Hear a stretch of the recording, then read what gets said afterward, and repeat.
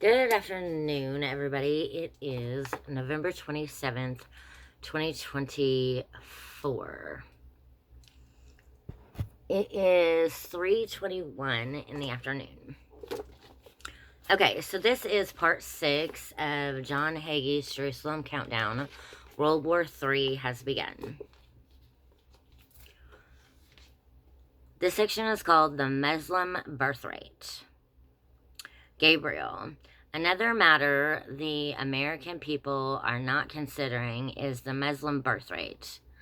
A lot of people, when they think about Lebanon, don't realize that Lebanon was the only Christian country in the Middle East with the largest Christian concentration.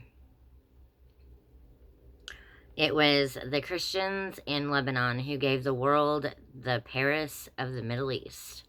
When Lebanon gained our independence from France in the early 1940s, the majority of the people were Christians.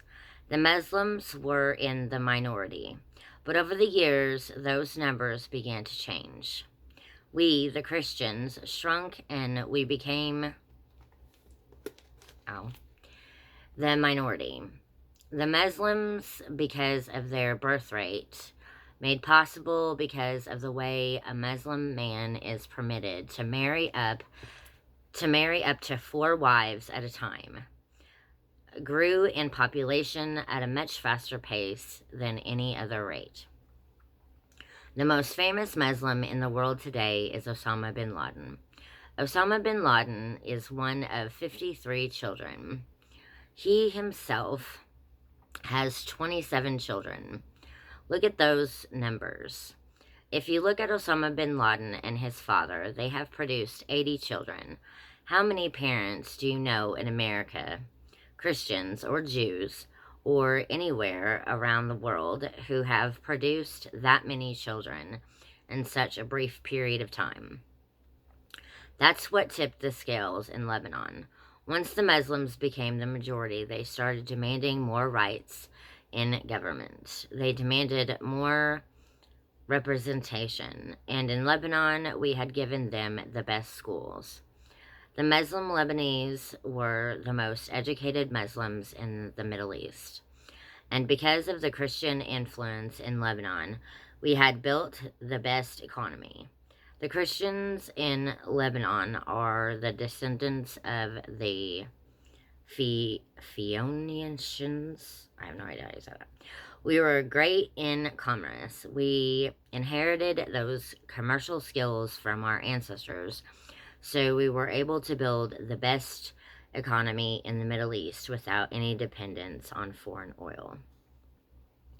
We recruited major companies from all around the world, so we had people from all around the Arabic world to study in our universities, which were the best universities in the Middle East.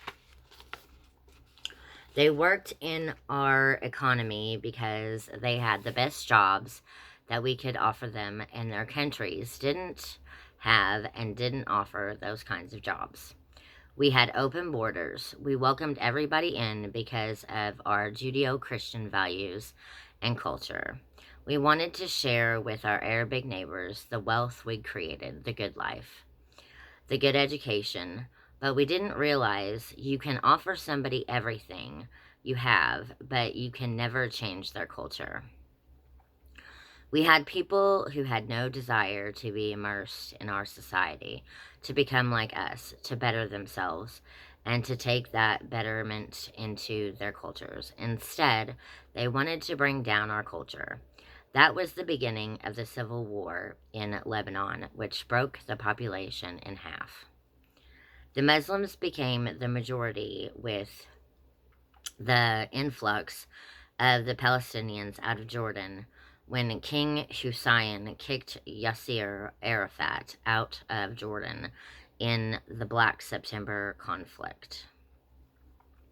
Yasser Arafat and the PLO joined forces with the Muslims in Lebanon and declared war on the Christians. Okay, so that is all for section 6.